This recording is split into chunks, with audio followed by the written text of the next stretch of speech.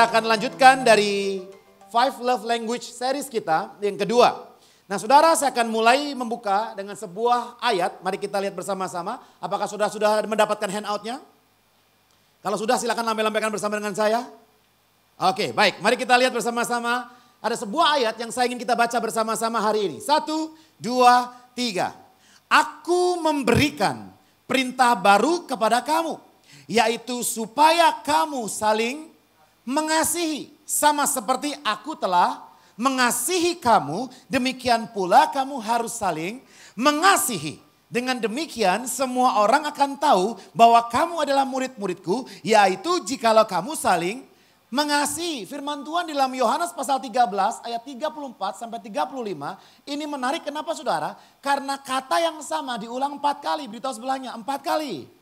Dan kita belajar sedikit hermeneutik saudara, jika ada sebuah firman, ada kata-kata yang diulang terus menerus, bahkan lebih dari 2 kali, atau sampai 3 kali, atau bahkan sampai kepada 4 kali saudara, artinya kata itu sangat amat penting.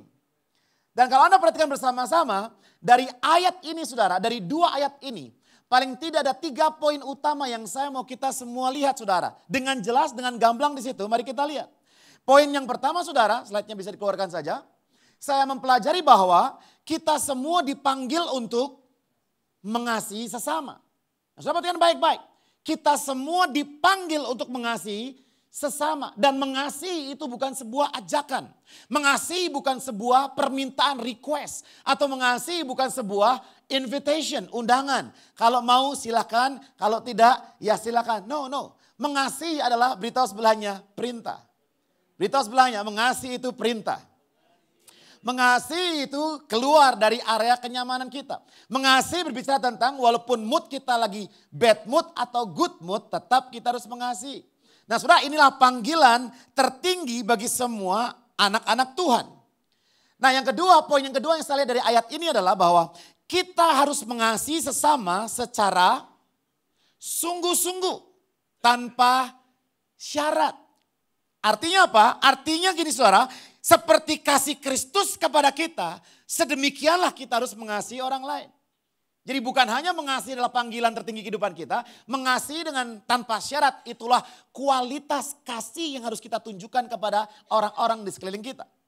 Dan yang ketiga saudara, lebih dalam lagi dikatakan bahwa dengan mengasihi kita menunjukkan bahwa kita adalah murid Kristus. Murid Kristus, angkat tangan tinggi-tinggi. Turunkan, katakan yes.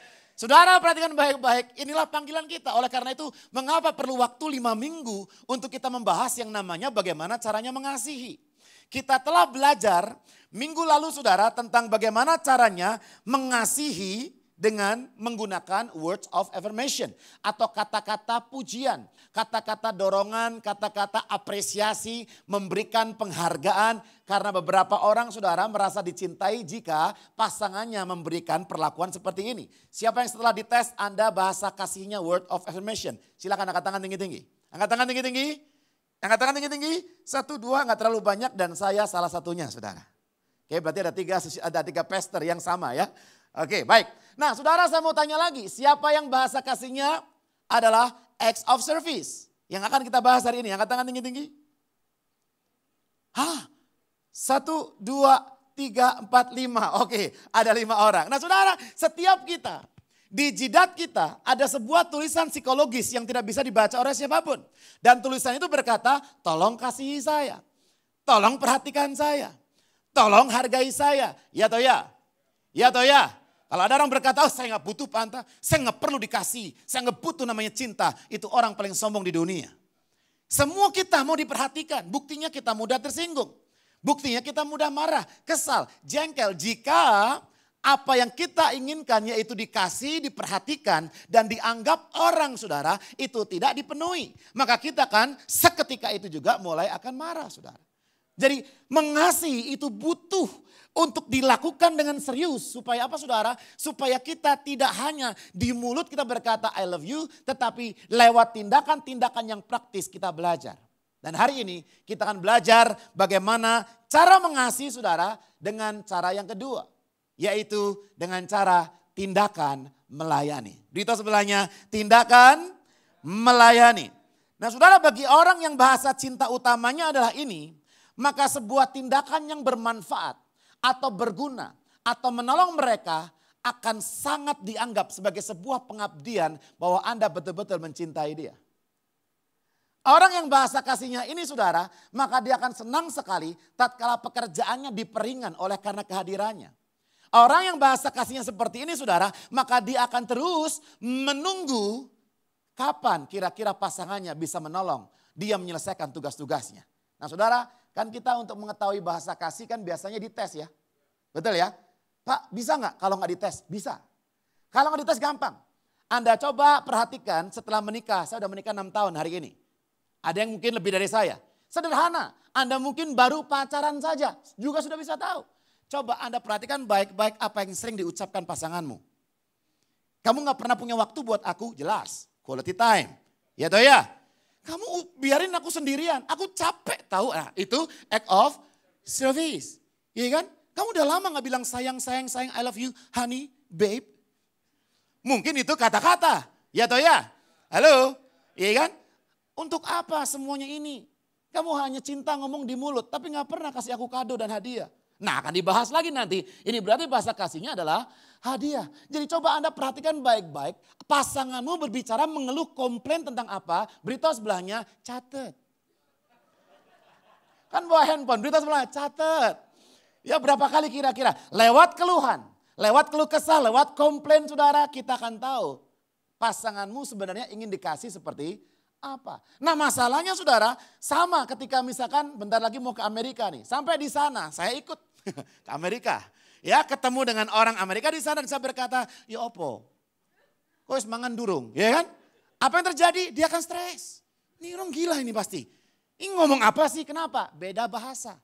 Nah menjadi masalah utama bagi kita adalah begini. Seringkali kita memperlakukan orang lain sama persis seperti saya ingin diperlakukan.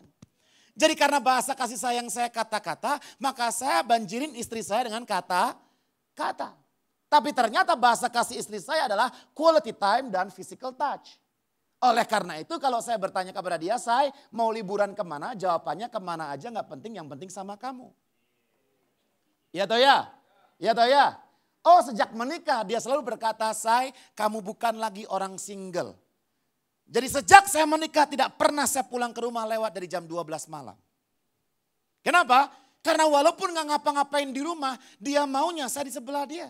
Dan seringkali kita nonton DVD berdua dan dia tidak pernah habiskan filmnya, sudah tertidur di bahu saya. Asik gak? Terus pertanyaan saya, kenapa kita mesti nonton DVD kalau cuma buat tidur? Dan kamu hanya tahu awalnya gak pernah tahu akhirnya. Dan kadang-kadang saya kesel, ayo lihat nih seru nih, lagi seru. Ngantuk saya. Ntar lu ceritain aja ya, habisnya gimana ya, aduh. Kalau gitu mah gak usah nonton bareng. Tapi ternyata setelah saya pelajari ini saudara, yang penting bagi dia bukan filmnya. Film hanya sebuah alasan saja untuk dia bisa berdua dengan saya. Cuit-cuit gak saudara? Berita sebelahnya, cuit-cuit banget. Nah saudara, pelajaran hari ini act of service akan sangat dahsyat jika Anda bahasa kasihnya act of service, kemudian pasangan Anda bahasa kasihnya act of service. Nah masalahnya saudara, 5 hari ke belakang, seminggu ke belakang, saya betul-betul praktek act of service. Dengan Joyce sakit, terima kasih, dia sudah pulih, sudah bisa saat teduh, sudah bisa juga sekolah minggu saudara, 40,2 derajat, panasnya luar biasa. Lalu saya juga mesti masak, saya juga mesti take care istri saya yang lagi sakit juga saudara. Dan Jeremy juga sampai sekarang masih sakit, batuk pileknya udah kayak tentara, gitu ya. Dan saudara, semua pekerjaan rumah tangga kita lakukan dan saya lakukan dan saya berikan act of service. Tapi saya gak berharap untuk istri saya menghargai terlalu banyak saudara. Kenapa? Karena bahasa kasihnya bukan itu. Bahasa kasihnya adalah quality time dan physical touch. Makanya penting untuk saya suangkan waktu dan sentuh-sentuh dia. Oke, nah saudara kita lanjutkan. Oke, jadi kalau kita punya pasangan atau anak-anak atau orang tua dengan bahasa kasih jenis ini, kita perlu menunjukkan kasih kita melewati atau melalui tindakan nyata. Beritahu sebelahnya dilarang omdo. Kita berhenti. Ini bertolak belakang dengan yang hari minggu pertama. Kita harus belajar bagaimana mengucapkan kata-kata dengan tepat, pas sasaran, kena di ulu hati dia. Dia mulai nyes. Tapi kali ini Anda belajar pun dari filsuf manapun. Bagaimana mengatakan sesuatu yang sangat romantis, kritis, dan emosionalis. Percuma juga saudara. Karena bagi dia adalah yang penting tindakan. Oke? Nah saudara, dan sangat penting saudara untuk kita melakukan tindakan melayani ini dengan ketulusan, kesungguhan. Bukan karena terpaksa, bukan karena takut, dan bukan karena kewajiban. Amin. Beritahu sebelahnya, bukan karena takut, bukan karena kewajiban, juga bukan karena terpaksa. Ada sebuah tayangan video yang saya lihat tahun 2006 saudara. Dan ini menarik sekali, saya lihat file dan ada film, judulnya The Breakup kalau nggak salah ya. Dan ini hanya 2 menit dan ada sedikit bahasa agak kasar sedikit, ampuni saya. Ya, saya punya editor saudara masih di Bali, jadi pas dia ngomong begitu nggak bisa saya hilangkan. Ya. Tapi sudah saya kasih teks. Oke, kita coba lihat. Suami dan istri dalam kehidupan yang sebenarnya. Silakan ada cubit-cubit sebelahnya kalau itu memang salah satu dari tokoh yang ada di TV. Ya, suaranya boleh. I'm gonna go do the dishes. Cool. It'd be nice if you help me. Bisa di full screen? No problem. We'll get them a little bit later. I'm just gonna hit the streets here for a little bit. Gary, come on. I don't want to do them later. Let's just do them now. Take 15 minutes. Oh, honey, I am so exhausted. I just honestly want to relax for a little bit. If I could just sit here, let my food digest, and just try to enjoy the quiet for a little bit. Get some, get some, get some. That's what happens. And we will, we can clean the dishes tomorrow. Gary, you know I don't like waking up to a dirty kitchen. Who cares? I care, all right? I care. I busted my ass all day cleaning this house and then cooking that meal, and I worked today. It would be nice if you said thank you and helped me with the dishes. Fine. I'll help you do the damn dishes. Oh, come on. You know what? No, that's not what I want. You just said that you want me to help you do the I dishes. want you to do the dishes. Why would I want to do dishes? Why? See, that's my whole point. Let me see if I'm following this, okay? Are you telling me that you're upset because I don't have a strong desire to clean dishes? No, I'm upset because you don't have a strong desire to offer to do the dishes. I just did. After I asked you. Jesus, Brooke, you're acting crazy again. Don't you call me crazy. I am not crazy. I didn't call you crazy. just I didn't did. call you crazy. No, I didn't. I said you're acting crazy. You know what, Gary? I asked you to do one thing today, one very simple thing, to bring me 12 lemons, and you brought me 3. God damn it. If I knew that it was going to be this much trouble, I would have brought home 24 lemons. Even 100 lemons. You know what I wish? I wish everyone that was at that goddamn table had their own little private bag of lemons. Gary, Honest it's to not God. about the lemons. Well, that's all you're talking about. I'm just saying it'd be nice if you did things that I asked. It would be even nicer if you did things without me having to ask you. Oke, berikan tepuk tangan ya filmnya ya. Oke, berita sebelahnya aku kenal satu orang yang seperti itu. Nah sudah di awal pernikahan saya juga mirip seperti suaminya. Artinya bukan tiduran di sofa kemudian kaki disilangkan, bukan itu saudara. Tapi saya berperilaku sama. Saya berpikir bahwa saya sudah kerja keras, saya cari uang untuk keluarga. Lalu yang kurang apa lagi? Kenapa saya juga mesti stay, saya nggak bisa jalan-jalan dengan teman saya ketika saya baru menikah. Kita hanya baru menikah saudara 3 bulan, 6 bulan. Lalu teman ajak keluar, masa kita nggak boleh? Tapi istri berkata enggak bisa. Kemudian sudah punya anak terjadi lagi saudara. Artinya apa? Artinya saya berpikir bahwa saya sudah cukup melakukan hal banyak yang katanya mengasihi itu untuk keluarga saya. Saya kerja, saya cari uang saudara, saya belajar sungguh-sungguh dan saya lembur dan saya lakukan ini, itu, selesai. Dan istri saya anggap bahwa itu bukan bukti dari mengasihi. Kenapa saudara? Because we speak in different languages. Jadi perhatikan baik-baik, konflik terjadi ada 3 penyebabnya.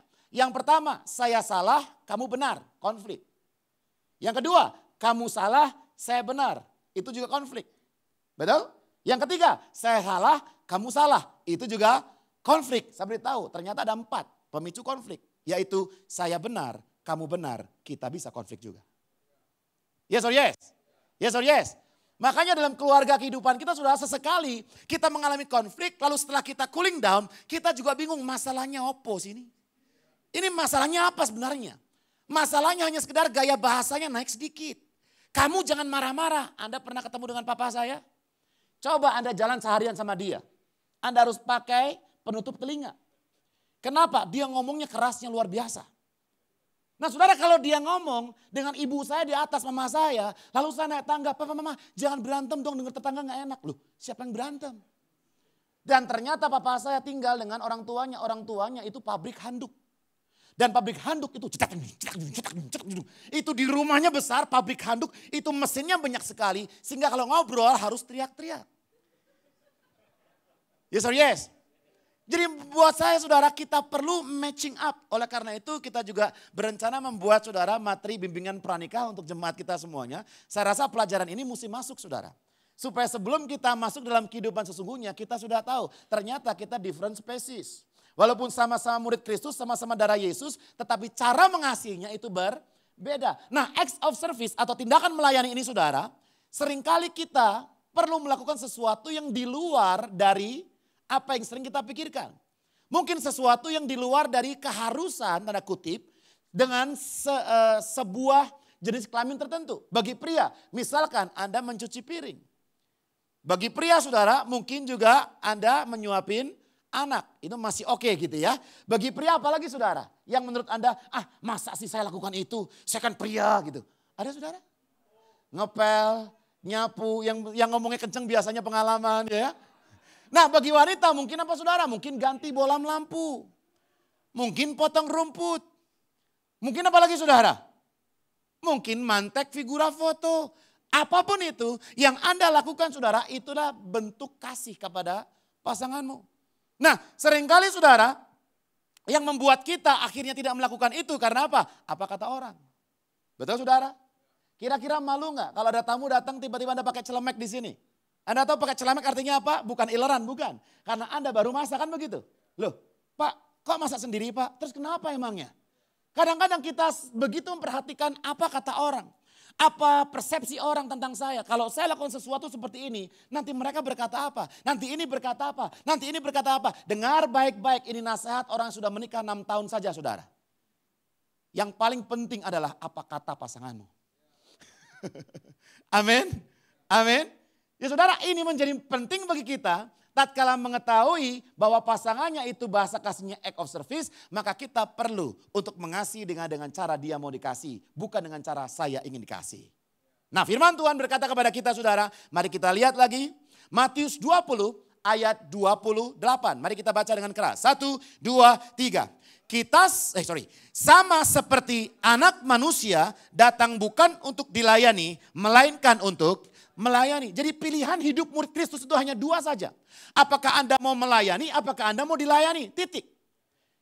Dan setelah kita masuk dalam kelas pemuritan, nanti Anda lulus dalam kelas pemuritan encounter, maka 2 pilihan itu tidak lagi berlaku. Karena apa saudara? Karena pengajar akan mengajarkan pilihannya hanya 1, yaitu melayani. Sehingga penting bagi saya hari ini untuk menyampaikan ada 3 prinsip tentang melayani. Atau bisa Anda sebut sebagai 3 manfaat saat Anda melayani. Jadi bukan hanya kita melayani untuk memuaskan keinginan pasangan kita dikasihi. Tetapi secara global melayani juga mempunyai sebuah manfaat yang sangat besar dalam kehidupan kita. Anda siap? Oke, mari kita lihat yang pertama. Mari kita baca bersama-sama. 1, 2, 3. Saat saya melayani, saya sedang mengubah fokus dari fokus kepada diri sendiri menjadi fokus kepada orang lain. Nah, kenapa ini penting? Mari kita akan bahas sedikit, saudara. Oke. Sekali lagi, ketika saya melayani, saya sedang mengubah fokus saya dari fokus kepada diri sendiri dan mulai fokus kepada orang lain.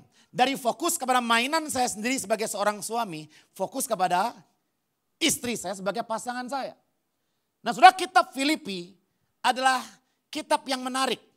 Ya, di jemaat Filipi ini sangat baik hati, saudara. Mereka mengirimkan pemberian-pemberian uang ya lewat Epafroditus kalau nggak salah, saudara.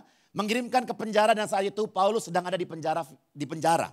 Dan dia menulis surat kepada jemaat di Filipi, diberikan kepada Epafroditus lagi, saudara. Kemudian disampaikan di sana dan ayatnya ini menarik sekali.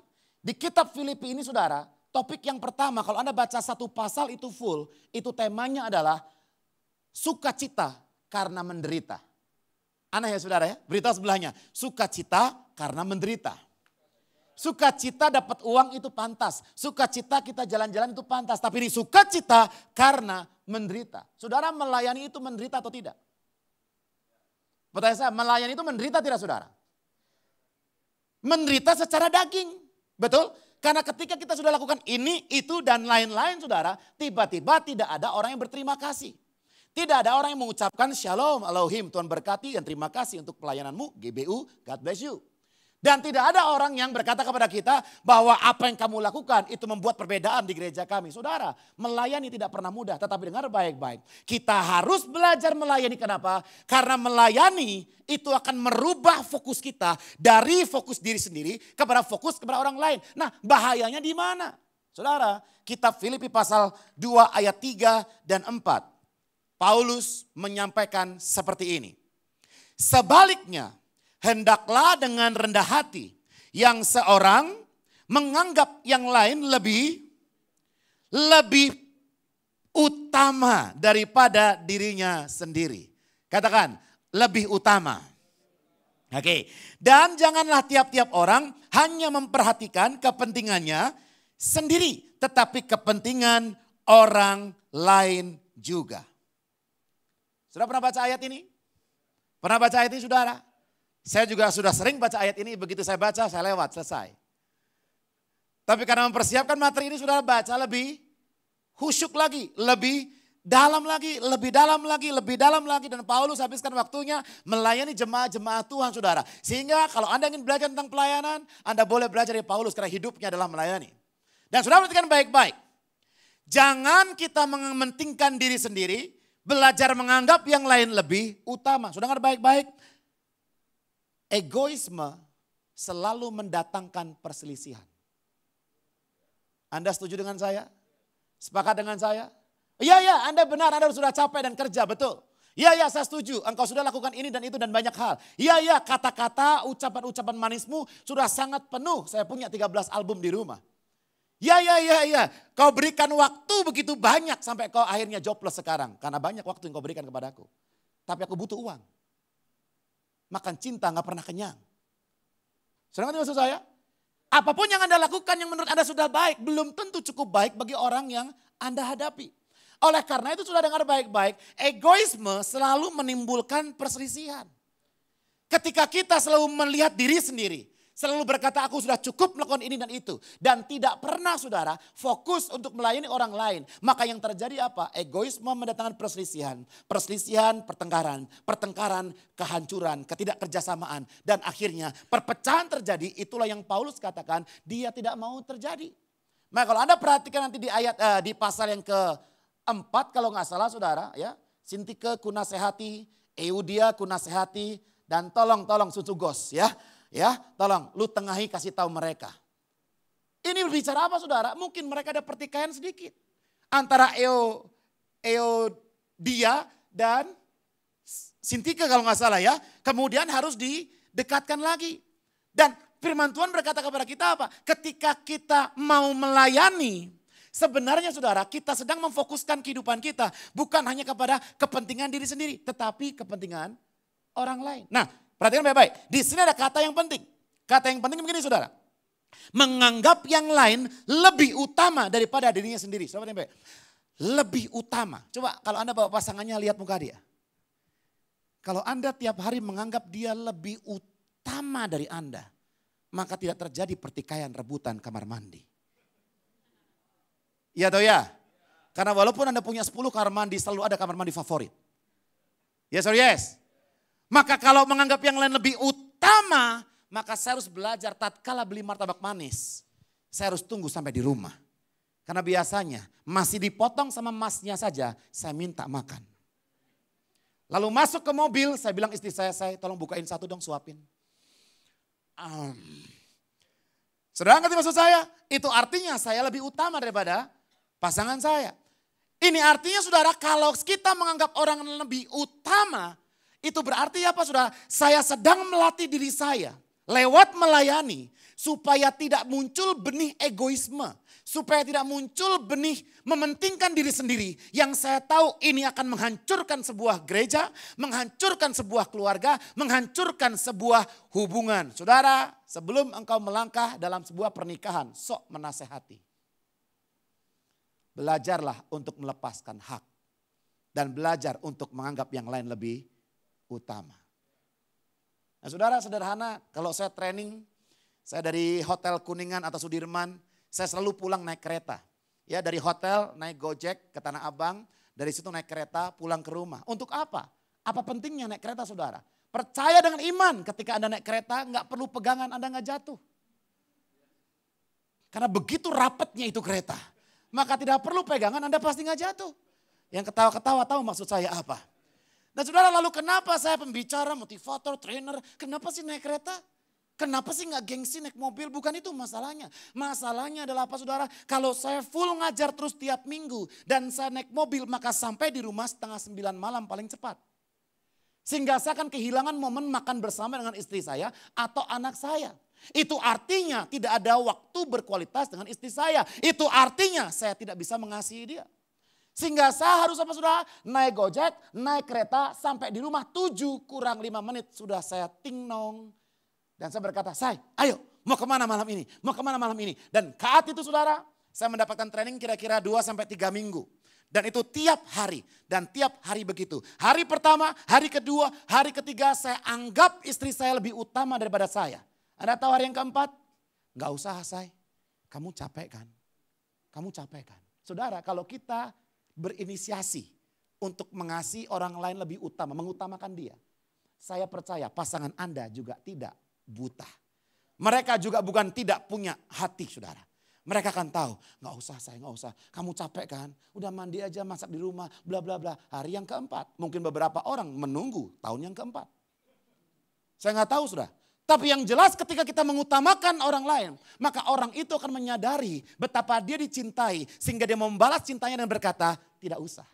Ya atau ya? Amin. Beritahu sebelahnya, utamakan yang lain. Nah sama sudah seperti yang Yesus katakan. Di dalam kitab Filipi juga berkata, Filipi 2 saudara. Yang walaupun dia Allah, tidak menganggap kesetaraannya dengan Tuhan sebagai sesuatu yang harus dipertahankan. Melainkan ia mengosongkan dirinya dan mengambil wajah seorang manusia. Bahkan dalam keadaannya sebagai manusia dia mengambil porsi hamba. Bahkan dia mati di kayu salib. Mengapa Yesus yang Tuhan dahsyat luar biasa. Pencipta segala-galanya. Dia mau turun ke dunia saudara. Bahkan dia mati di salib terkutuk saudara. Dan ini hukuman bagi penjahat-penjahat. Kenapa saudara? Karena Yesus menganggap Anda dan saya lebih utama daripada dirinya sendiri. Yes or yes? Yes or yes? Saudara, dan saya terus-menerus lakukan hal sama seperti itu saudara. Saya belajar di rumah. Betapa ketika saya ingin mau keluar saudara dari area itu. Mau mulai masuk lagi di area egoisme. Saya ingat anggap yang lain lebih utama. Dan ketika kita berantem. Dan saya pernah sengaja saya nggak balas saudara. Oke ya saya minta maaf atau apa. Anda tahu nggak lama. Dia pasangan saya sambil nangis dia berkata. Say aku minta maaf ya. Aku yang salah kok. Amin. Amin. Saya nggak berkata bahwa saya selalu benar sudah bukan itu. Tetapi dengar baik-baik. Perselisihan bisa terjadi karena apa? Dua-duanya sama-sama benar. Tapi perlu penguasaan diri. Kita melayani orang lain. Kita sedang mengganti fokus dalam kehidupan kita. Galatia 6 ayat yang kedua. Mari kita baca. 2, 3. Bertolong-tolonganlah menanggung bebanmu. Demikianlah kamu memenuhi hukum Kristus. Saudara, ibu rumah tangga yang capek di rumah butuh pertolongan. Amin. Amin. Bapak-bapak yang capek kerja di luar juga butuh pertolongan. Jadi saudara, jika Anda lihat dalam kehidupan dan istri Anda memberikan daftar pekerjaan rumah yang begitu banyak sekali dan panjang, maka suami jangan marah. Istrimu hanya sedang memberikanmu kesempatan untuk mengasihi dia. Amin. Demikian juga dengan sebaliknya. Saya tidak memberikan pressure tekanan hanya kepada suami saudara. Tetapi kepada istri juga. Kita mengutamakan mereka. Dengan demikian Anda lihat di bagian handout. Dengan demikian saya tidak akan terjebak dalam kehidupan yang egois. Yang hanya mementingkan diri sendiri. Sehingga pada akhirnya saya dapat menjadi berkat bagi orang lain. Bukankah itu yang Tuhan Yesus mau kita lakukan dalam kehidupan kita? Amin. Dengan melayani kita merubah fokus. Bukan pada diri sendiri tetapi orang lain juga. Bukan egois tetapi menganggap yang lain lebih utama. Itu yang pertama. Yang kedua mari kita lihat. Prinsip yang kedua. Prinsip yang kedua saudara, saat saya melayani, mari kita baca bersama-sama 2, 3. Saya sedang mendewasakan dan menyempurnakan kualitas kerohanian saya di hadapan Tuhan. Tanpa melayani, kita tidak pernah tahu sebatas mana iman kita bertumbuh. Tanpa melayani kita tidak pernah tahu saudara, apakah iman kita tahan uji atau tidak. Tanpa melayani, apa yang kita pelajari yang katanya baik-baik itu hanya sekedar teori tanpa praktek. Sehingga apa saudara? Sehingga saya tulis seperti ini saudara. Anda lihat di handout. Salah satu tanda utama dari seorang kanak-kanak adalah kebutuhannya untuk dilayani. Semua pernah kanak-kanak, ya toh ya? Ya toh ya? Jadi kalau Anda hari ini menurut pemerintah, ada definisi kata dewasa, artinya sudah punya SIM atau sudah bisa bertanggung jawab bagi keluarganya menafkahi dirinya sendiri. Nah saudara, kalau kita sudah usia 17 tahun atau mungkin 20 tahun, 25 tahun dan kita masih mempunyai habit dan inginnya dilayani terus, beritahu sebelahnya mungkin kamu masih kanak-kanak. Ya toh ya? Dan saya sambung lagi di situ, sedangkan salah satu tanda utama dari seorang yang sudah dewasa adalah keharusannya, bukan lagi keinginannya, bukan lagi kemauannya atau kesediaannya, bukan. Tetapi keharusannya untuk melayani. Anda anak-anak semua susu, makanan disupport, disuplai, bahkan ada digandeng, digendong. Tapi setelah Anda dewasa dan Anda punya anak sendiri saudara, semua itu menjadi terbalik. Engkau harus siap sedia kapan saja menggendong anakmu, melayani dia, bangun tengah malam. Saudara, apapun yang terjadi dengan anakmu, kita layani. Bukankah itu tanda orang dewasa? Ya toh ya? Beritahu sebelahnya, tanpa melayani kamu sulit untuk dewasa. Yang enggak setuju terserah Anda. Tapi saya yakin kedewasaan itu tidak diukur dari usia. Tetapi dari keinginannya, kemauannya, kebersediaannya menerima tanggung jawab. Oleh karena itu kalau kita melihat ada anak-anak masih muda saudara, umur belasan tahun atau 20-an tahun. Dia begitu dewasa, kenapa? Mungkin dia sudah tidak mempunyai orang tua. Mungkin hidupnya sulit sehingga mereka mesti menanggung tanggung jawab yang seharusnya belum dia tanggung. Tetapi karena kesediaannya, keharusannya, keterpaksaannya. Dia masuk dalam sebuah lapangan kehidupan. Dan dia harus bekerja sungguh-sungguh layaknya sebagai orang dewasa. Berpikir sebagai orang tua walaupun dia belum tua. Dan berperilaku sebagai orang yang dewasa walaupun di KTP masih 22 tahun saudara. Itulah yang membuat mereka menjadi dewasa. Apa saudara? Melayani. Amin. Siapa hari ini yang mau disebut Kristen dewasa? Angkat tangan tinggi-tinggi. Jangan turunkan berita sebelahnya. Melayani. Karena ketika kita melayani, kita sedang menumbuhkan kualitas kerohanian kita. Nah saudara, kerohanian itu bukanlah sebuah pajangan atau hiasan yang Anda tunjukkan kepada semua orang karena keindahannya. Bukan itu. Ya. Tetapi saudara, kerohanian adalah sesuatu yang ada dalam diri kita. Yang tidak bisa dilihat orang lain. Dan hanya Tuhan Yesus yang bisa melihat keindahannya. Amin. Dan ketika kita tahu saudara bahwa patokan kerohanian itulah bukan pujian dari banyak orang. Tetapi patokan kerohanian yang bertumbuh adalah pujian dari Tuhan. Sehingga hari ini kita akan belajar bersama-sama bagaimana caranya saudara, yaitu caranya melayani.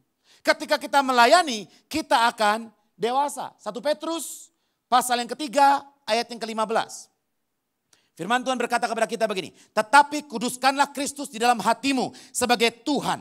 Dan siap sedialah pada segala waktu untuk memberi pertanggungan jawab. Katakan saudara, pertanggungan jawab. Kepada tiap-tiap orang yang meminta pertanggungan jawab dari kamu tentang pengharapan yang ada padamu. Semua kita harus bertanggung jawab. Semua kita harus bertanggung jawab. Dan tanggung jawab murid Kristus adalah melayani orang lain. Yesus datang sekali lagi bukan untuk dilayani, tetapi untuk melayani. Jadi kalau hari ini dalam kehidupanmu belum pernah sekalipun terbersit untuk melayani Tuhan, maka engkau belum pernah tumbuh jadi orang Kristen yang dewasa. Mereka yang dewasa adalah mereka yang selalu terganggu hidupnya jika mereka tidak melayani orang lain. Mereka yang selalu hidup bagi dirinya sendiri, memperhatikan dirinya sendiri, kemudian tidak mau berkorban bagi orang lain. Nah saudara, mereka inilah yang selalu kita sebut sebagai kanak-kanak. Ketika melihat bahwa AC-nya kurang dingin, mari kita mulai komplain. Yes or yes? Yes or yes? Ketika kita melihat kenapa ada kurang ini, kenapa ada kurang itu, kenapa begini, kenapa begitu, kita melihat seharusnya saya dilayani, mengapa tidak? Tapi mereka yang dewasa, mungkin mereka akan berkata begini, gembalanya mana? Oh di sana. Pak, saya mau tanya Pak, ini AC kenapa kurang dingin Pak? Saya bisa bantu apa? Dan saya nggak berkata bahwa semua kita harus lakukan itu. Tetapi dengan melakukan ini, saya bisa tahu mana yang dewasa, mana yang belum dewasa. Yes or yes? Yes or yes? Karena apa saudara? Karena begini saudara. Karena ketika kita mengerti dan melihat gereja-gereja di China di bawah tanah. Mereka tidak punya fasilitas. Namun mereka bertepuk tangan tanpa suara. Suaranya nggak ada. Tapi tetap suka cita. Yes or yes? Yes or yes? Tapi mengapa mudah gereja-gereja di Indonesia yang di mall saudara, di ruangan bagus-bagus, di tempat yang indah-indah, ketika kurang sedikit, mulai sudah kemana-mana, sudah dengar baik-baik. Ini berbicara bukan kepada gedung-gedungnya, ini berbicara kepada apa yang ada dalam hati kita. Bagaimana kita melihat sebuah kelemahan, sebuah kekurangan orang lain, dan kita berpikir mungkin saya bisa menambalnya. Amin, amin. Beritahu sebelahnya, mungkin kamu bisa menambalnya. Tapi tolong jangan tambal sendiri. Nah saudara, mari kita lihat ya, Galatia 5 ayat 13 juga dituliskan, saudara-saudara memang kamu telah dipanggil untuk merdeka, tetapi janganlah kamu mempergunakan kemerdekaan itu sebagai kesempatan untuk kehidupan dalam dosa. Kita baca 2-3, melainkan, apa saudara? Melainkan layanilah seorang akan yang lain oleh kasih. Jadi Tuhan mau kemerdekaan kita, penebusan di kayu salib, keselamatan yang Tuhan berikan. Itu bukan sebagai kesempatan untuk berdosa, tapi kesempatan untuk melayani Tuhan. Dengan demikian saudara, semakin saya mengambil tanggung jawab untuk melayani, semakin saya bertumbuh dalam iman dan kerohanian. Amin. Saudara, kemarin saya ke Eka Hospital juga, ke rumah sakit. Karena istri saya masih ada sakitnya juga saudara, dan saya mau cari dokternya, ternyata dokternya adanya hari Senin. Dan karena sudah terlanjur ke sana, masa pulang lagi, ya udahlah kita makan makanan kecil dan ngopi dulu lah, Starbucks di sana akan ada saudara. Nah ketika saya mau beli makanan saudara, tiba-tiba diserobot sama ibu-ibu. Ibu besar, bukan ibu besar, ibu besar ya kan. Serobot sampai saya keminggir begini. Dan dia di kaca begini. Padahal pelayannya sedang melayani yang lain di sisi sana. Karena dia letter L. Ya, ada 2-3 orang sedang mau bayar. Dia, cepetan, cepat. Sampai mbaknya bilang apa? Bu sebentar ini lagi ngelayanin orang. Dia diam sebentar. Gak lama, begitu lagi. Ini arem-arem perlu diangetin gak? Atau bisa langsung makan nih? Sudah perhatiin baik-baik. Ya. Nah saya di belakangnya. Ya, saya di belakangnya. Bisa gak saya geser dia? Saya fitness, masa kurang kuat? Kalau perlu di bagian kaki matanya, saudara, dis kan jatuh saudara. Iya kan? Nah saudara, suaminya di sampingnya itu. Dan Anda lihat respon suaminya, istri saya juga lihat suaminya di sini. Dan suaminya lihat mata saya sampai, maksudnya apa? Ya saya juga ngalami hal yang sama gitu ya. Saudara, saya nggak berkata bahwa love language ini seolah-olah membuat kita menjadi pelayan bagi pasangan kita. Bukan menjadi pembantu bagi pasangan kita, bukan itu saudara. Ya, kita bisa menjadi seorang pelayan di hadapan Tuhan tanpa menjadi pelayan. Ya toh ya? Ya toh ya? Kita bisa hidup dalam sikap hamba tanpa benar-benar menjadi hamba. Ya toh ya? Dan ada banyak orang saudara yang mencoba hidup seperti bos walaupun sebenarnya dia hamba. Ada banyak orang hidup seperti orang kaya padahal dia miskin. Jadi saya nggak berkata saudara, berita-berita biasanya muncul, wah seorang kaya hanya naik mobil yang biasa, rumahnya pun hanya 1 lantai, sungguh rendah hati. Bukan, mungkin dia pelit. Mungkin dia punya taste-nya jelek sekali dalam memilih rumah.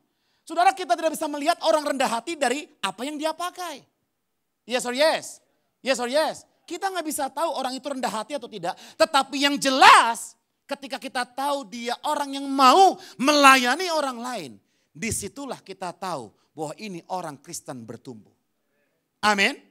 Karena Tuhan tidak lagi, saudara, ketika di hari kedatangan kedua, dia bertanya, duitmu berapa? Tidak. Tapi dia berkata apa? Wow, engkau sudah menggunakan talentamu, dengan kata lain. Engkau sudah melayani aku. Ketika engkau memberi orang minum, ketika engkau memberi orang yang telanjang, ketika engkau memberi tempat orang yang tidak punya rumah, engkau melakukannya untuk aku. Fokus Tuhan, bukan apa yang kau dapatkan selama kau jadi Kristen, apa yang kau lakukan dan berikan kepada orang lain selama kau jadi murid Kristus. Amin. Beritahu sebelahnya, melayani akan membuatmu dewasa. Dan yang terakhir, prinsip yang ketiga. Mari kita baca saudara. 2-3, saat saya melayani, saya sedang menjadi contoh dan teladan bagi orang lain bagaimana hidup sebagai murid Kristus.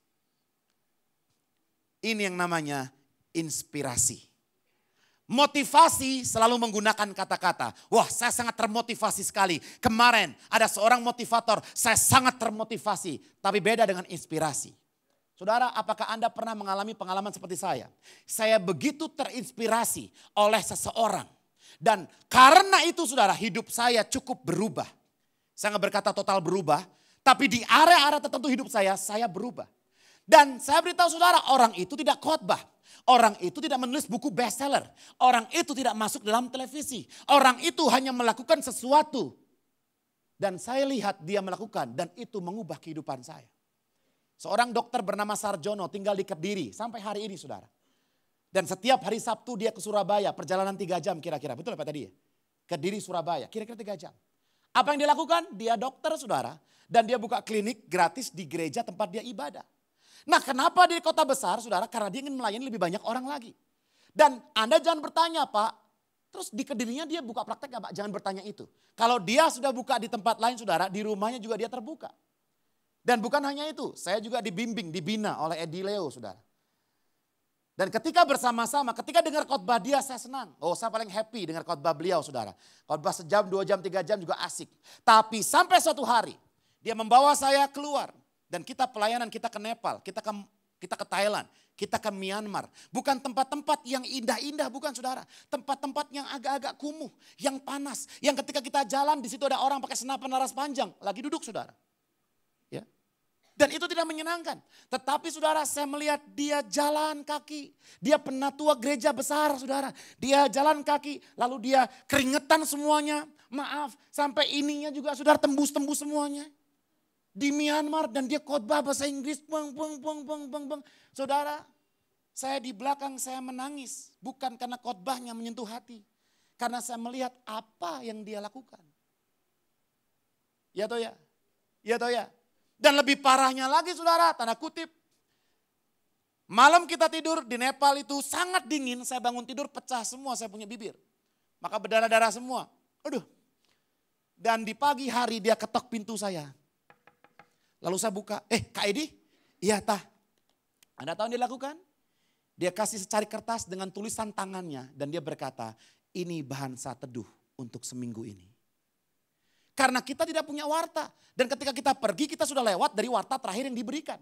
Dan dia telepon ke sekretarisnya saat teduhnya apa saja untuk minggu ini. Dan dia catat satu persatu sama pertanyaannya saudara. Dan dia berikan ke pintu saya. Dan saya kalau jadi beliau saya akan berkata, hai Anta, kamu telepon sekretaris saya.